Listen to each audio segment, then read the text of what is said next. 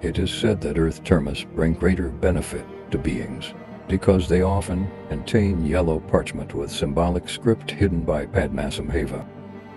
This symbolic script, called Dakini letters, is incredibly profound. To quote a tantric scripture, treasure letters are the body of magical emanation.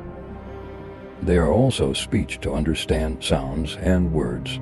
By realizing their meaning, they are also mind. In this way, enlightened body, speech, and mind are all contained within the letters of Dakini script. This script is itself nirmanakaya, the body of magical creation. For a master to give a reading transmission of even a short chant, the physical script is always necessary.